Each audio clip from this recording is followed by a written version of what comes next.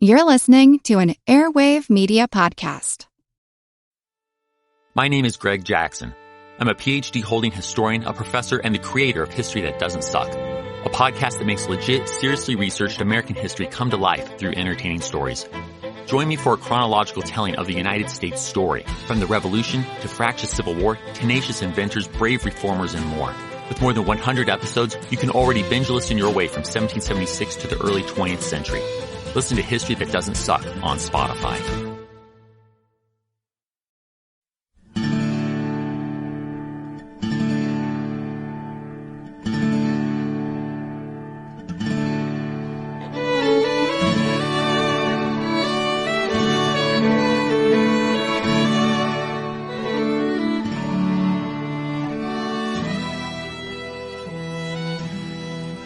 Hey everyone, thanks for tuning in to episode 91 of our Civil War podcast. I'm Rich.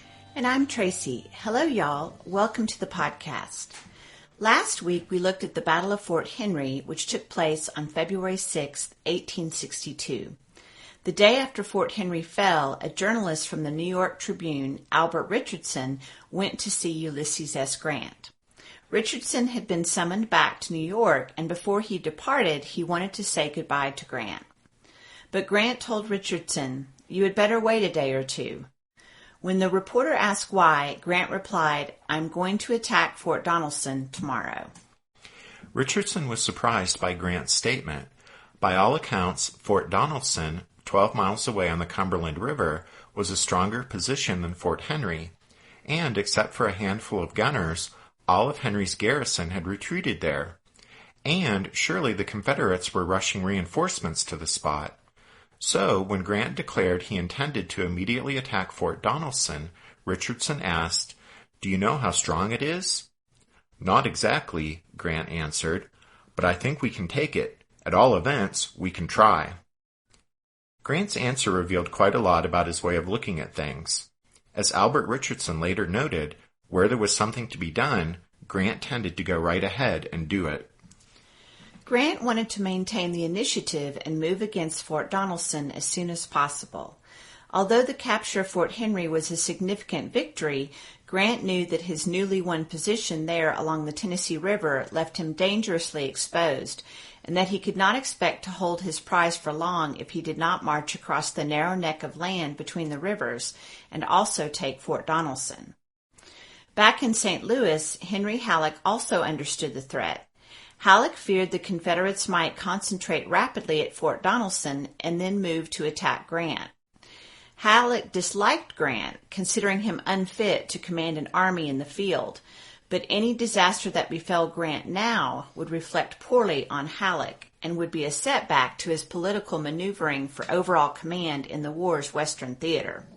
So although he disliked the necessity of trusting Grant with the continuation of the campaign, Halleck started to forward reinforcements to his subordinate as quickly as possible.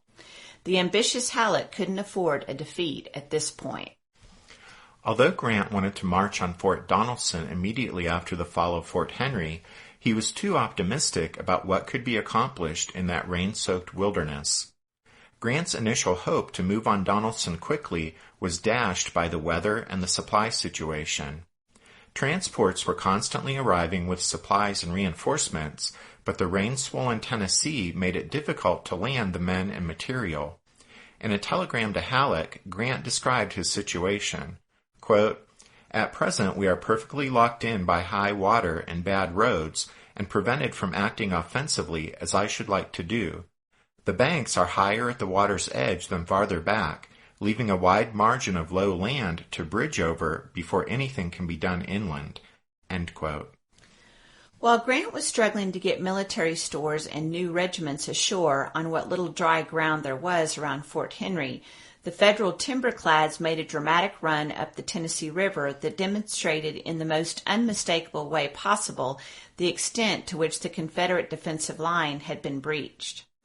With the fall of Fort Henry, the Tennessee was now open to the Yankees' Brownwater Navy. Flag Officer Andrew Foote needed to send his damaged ironclads back to Cairo for repairs and resupply before they would be ready to tackle Fort Donelson. But in the meantime, he sent the 3 timberclads steaming south up the Tennessee on a raid to hit the Memphis and Charleston Railroad Bridge and to disrupt enemy shipping on the river. Lieutenant Seth Ledyard Phelps, the naval officer commanding the USS Conestoga, led the raid. Phelps was to take his boat, along with the Tyler and the Lexington, as far up the Tennessee as he could. Before the smoke had even settled at Fort Henry on February 6th, Foote gave Phelps the green light to begin his strike south. The timberclad's first target was 25 miles upriver, the 1,200-foot-long Memphis and Charleston Railroad Bridge, which connected the Confederate forces at Bowling Green to the east and Columbus to the west. Halleck had ordered that the important span be left intact for possible future use by his own forces, so once the timberclads arrived there after dark on Thursday the 6th, Phelps left behind the slowest of the 3 boats, the Tyler, with orders to tear up track to deny the Confederates the use of the rail line, while he proceeded south with the Conestoga and Lexington. After the Tyler was reunited with the other 2 timberclads on the night of February 7th, the little flotilla arrived at Cerro Gordo in Hardin County, where the Confederates were converting a steamer into an ironclad. The boat, the Eastport, was far from complete. Besides the half-completed vessel, there were valuable construction supplies at the site, so Phelps once again left the Tyler behind to gather up the material and to prepare to remove the Eastport. The Conestoga and Lexington passed Eastport, Mississippi shortly after daylight on February 8th. So far on the expedition, enemy steamboat captains and ferry owners had scuttled or burned their boats to avoid capture by the timberclads, but after passing Eastport, the Federals managed to seize a steamboat carrying a valuable cargo of iron. The 2 gunboats then continued into Alabama and reached the city of Florence, where the shoals just upstream prevented them from continuing farther. 3 enemy steamboats were set on fire by their crews when the Yankees came into view. Phelps sent an armed party ashore, and as the men searched the docks at Florence, they found military supplies destined for Fort Henry and also more iron plating for the half-completed Eastport. As the Federals loaded what supplies they could on the 2 timberclads and burned the rest, a delegation of civilians from Florence arrived to speak to Phelps. The civilians were fearful the Yankees intended to loot and destroy their city. They wanted Phelps' assurance their wives and daughters wouldn't be harmed, and they also asked him to spare the railroad bridge over the Tennessee. Phelps assured the delegation their womenfolk wouldn't be harmed, and he also promised not to destroy the bridge. The Conestoga and Lexington then departed Florence and steamed downstream, arriving back at Cerro Gordo on the evening of Saturday the 8th. During their absence, the commander of the Tyler had learned from loyal local men that there was a spot nearby where 600 to 700 poorly armed and disciplined Confederate recruits were encamped.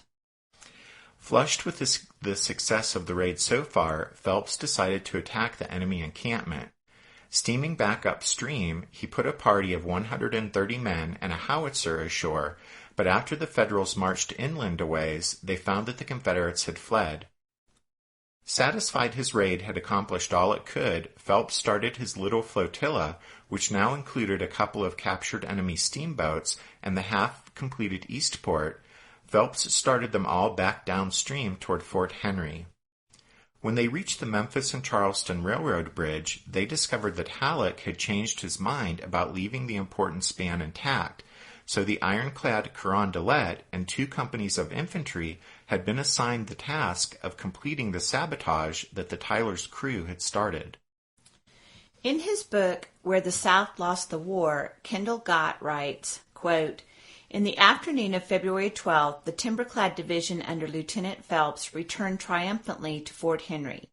The final count for the raid was 3 enemy steamboats and the Eastport captured. The Confederates had been forced to burn 6 boats loaded with supplies to prevent their capture.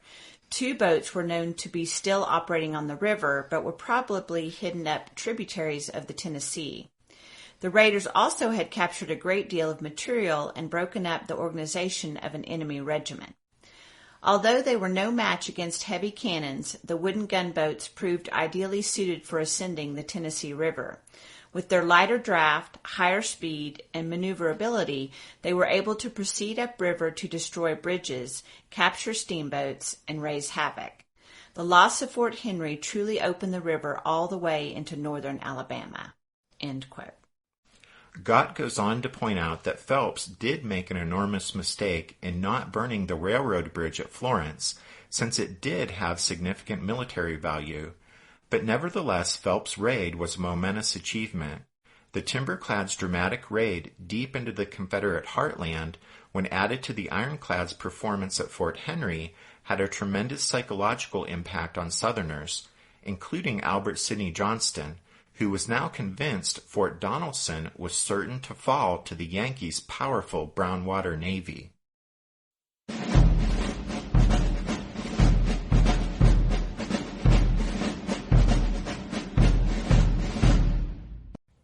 What's something you learned in history class that you feel wasn't the whole truth?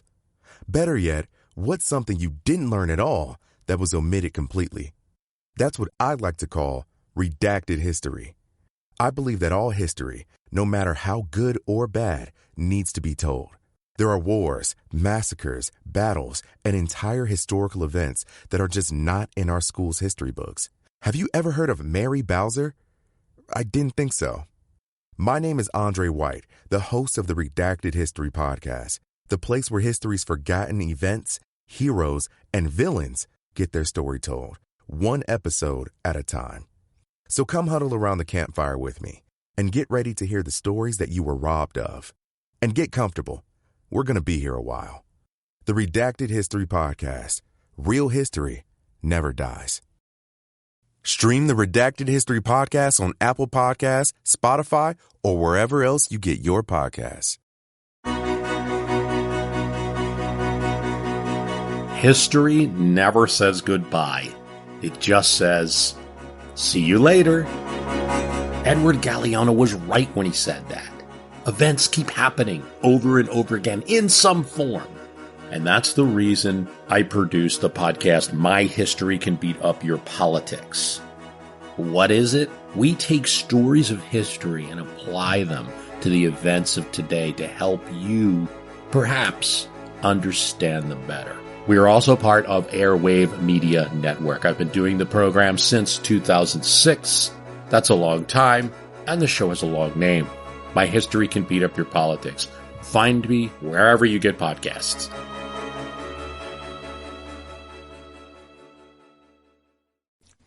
With General Tillman's capture at Fort Henry, command of Fort Donelson fell to Colonel Adolphus Hyman, Tillman's second in command. Major Jeremy Gilmer, Albert Sidney Johnston's chief engineer, had escaped from Fort Henry and made his way to Donelson, and he and Hyman straightway put the 6,000 men now at Donelson to work clearing fields of fire, creating obstacles from cut brush and felled trees, digging rifle pits and trenches, and preparing artillery positions, all designed to form an outer line of defenses behind the gun batteries located on the river. But Hyman and Gilmer were trying to do in a few days what should have been done months before, and the two officers realized that much more than the water batteries on the Cumberland and some hastily constructed earthworks covering the land approaches would be needed if the Confederates at Donelson were to stand any chance at all against the Yankee army and gunboats. But at his headquarters at Bowling Green, Albert Sidney Johnston had no confidence in Fort Donelson's ability to hold out against the Federals' ironclads. In a message he sent to Richmond after the fall of Fort Henry, Johnston said, quote, "The slight resistance at Fort Henry indicates that the best open earthworks are not reliable to meet successfully a vigorous attack of the ironclad gunboats, and I think the gunboats of the enemy will probably take Fort Donelson without the necessity of employing their land force in cooperation, as seems to have been done at Fort Henry." End quote. In other words, after what happened at Fort Henry, Johnston feared the enemy ironclads and thought them entirely capable of subduing Fort Donelson on their own, quite apart from even factoring Grant's troops into the equation. The fall of Fort Henry put Albert Sidney Johnston in a desperate situation. He knew he had to act quickly to respond to the federal victory, so he called a council of war on February 7th with his two senior subordinates, General P.G.T. Beauregard, who had just arrived at Johnston's headquarters, and Major General William J. Hardee, the commander of the Confederate troops in and around Bowling Green. Beauregard had been ordered west by Jefferson Davis, but the famous general had recently undergone surgery on his throat, and he was not a well man when he arrived in Bowling Green on February 4th. At the Council of War on the 7th, the day after Fort Henry's fall, Beauregard argued for stripping Bowling Green of troops and concentrating as many men as possible at Fort Donelson in order to deliver a crushing blow to Grant before he could be reinforced. But Johnston feared that leaving Bowling Green uncovered would give Don Carlos Buell's Federals a free pass to advance south from Louisville.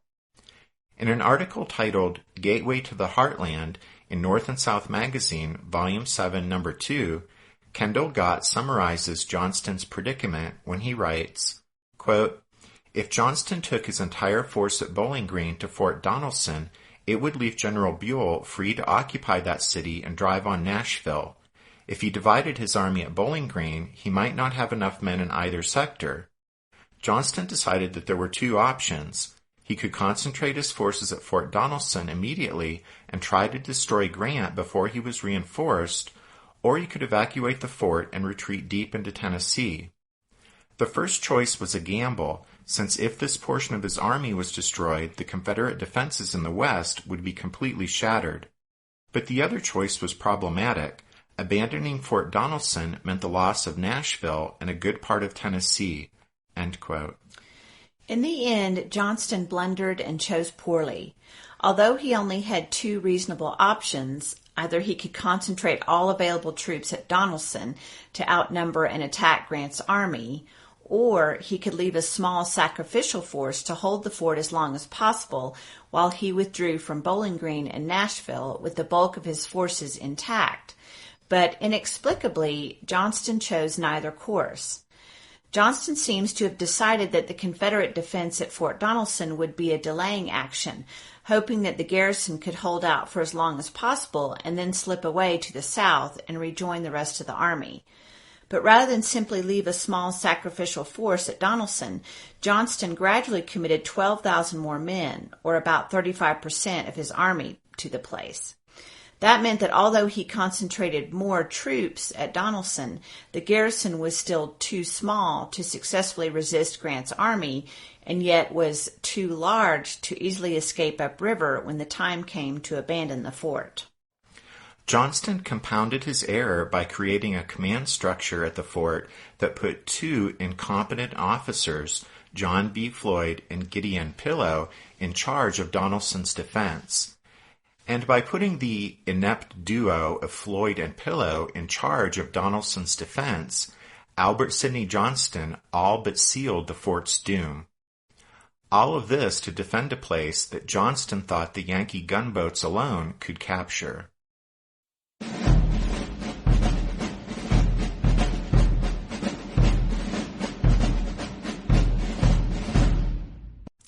As we said before, Ulysses S. Grant wanted to move against Fort Donelson as soon as possible, but it wasn't until Tuesday, February 11th, 5 days after Fort Henry's fall, that the Federal Army began its march across the 12 miles of land that separated the Tennessee and Cumberland rivers. McClernand's division moved out first, late in the afternoon, and camped about 5 miles from Fort Henry. C.F. Smith's division moved out early the next day, the 12th, and followed McClernand's troops. The Union soldiers marched eastward in high spirits. Fort Henry had fallen without the need for the army to participate in the fight, and many of the Yankees felt Fort Donelson would be an easy battle as well. The Northern soldiers expected they would simply have to march over and invest the rebel fort. Foote's gunboats would shell it into submission, and that would be that. Grant's men were also in a good mood because they were marching away from the flooded area around Fort Henry, where they had been packed into crowded, muddy camps. But the last few days had been warm and pleasant, and Lieutenant Henry G. Hicks of the 2nd Illinois Cavalry later recalled, quote, "We passed the infantry about sunrise. Looking back over the long column, in full view there was an army with banners marching to battle. This was no uncommon sight later in the war, but at the time it was to me a most inspiring scene. The burnished arms glistened in the morning sunlight, which seemed to make ruddy the faces and rugged the forms of the men in the column. All were in the best of spirits. The air was balmy and beckoned spring. Before noon of that day, many an overcoat was thrown away as a useless burden, which 2 days later would have prevented suffering and preserved life. Soldiers were then, like generals, only learners in the science of war." End quote. As Hicks noted, due to the warm weather, and because they were inexperienced soldiers, many of the Federals decided to cast aside their overcoats and even their blankets during the march to Fort Donelson. It was a decision they would soon regret. The advance units of McClernand's division marched within 2 or 3 miles of Fort Donelson by mid-morning on the 12th. Major John H. Brenton related an amusing incident that took place along the line of march. Brenton, a member of a prominent Philadelphia family and first cousin to General-in-Chief George Brenton McClellan, was serving on Grant's staff. Of the march to Fort Donelson, he later recalled, quote, "2 roads led from Fort Henry to Fort Donelson. The army moved along both, the cavalry watching the space between. The staff moved by the left-hand or low road. I rode near the general on my black horse, a strong, powerful beast, which I had bought at Cairo. He was possessed of a fast walk, and moreover he would push in front of the other horses on the staff. I could hardly keep him back. He particularly and persistently would pass the general who rode his old favorite stallion, Jack. Finally, he very good-naturedly said to me, 'Doctor, I believe I command this army, and I think I'll go first.'" End quote. Just as an aside, but Major Brenton was a graduate of the University of Pennsylvania with a medical degree from Jefferson College. During his time as surgeon on Grant's staff, he saw no evidence of the heavy drinking that rumor and gossip often ascribed to his commander. Anyway, even as Grant's army was on the march, the Federals' Brownwater Navy was also moving. The Essex and the Cincinnati had both suffered too much damage at Fort Henry to have repairs made in time, but on February 11th, Foote left Cairo with the ironclads St. Louis, Louisville, and Pittsburgh. Following the gunboats were 11 steamboats transporting 6,000 soldiers from Indiana, Ohio, and Nebraska. They were reinforcements that Halleck had managed to pry away from Buell. Meanwhile, the Carondelet, which had been the least damaged ironclad at Fort Henry and which had remained with Grant while Foote's other boats had withdrawn for repairs, the Carondelet was already steaming up the Cumberland and arrived below Fort Donelson about midday on the 12th. Henry Walk, commanding the Carondelet, decided to steam upstream to get a look at Fort Donelson. Walk ordered his bow guns to lob a few rounds at the fort to provoke the rebels into action and to signal Grant that he had arrived. The Carondelet fired a few shells into Fort Donelson at long range without a Confederate response, and then she dropped back downriver to anchor and await further instructions. And with Grant's army closing in on Fort Donelson, and with Foote's ironclads and transports steaming toward the same spot, that's where we'll leave things this week. We'll pick up the story right here with the start of the next episode when we look at the opening moves of the battle for Fort Donelson.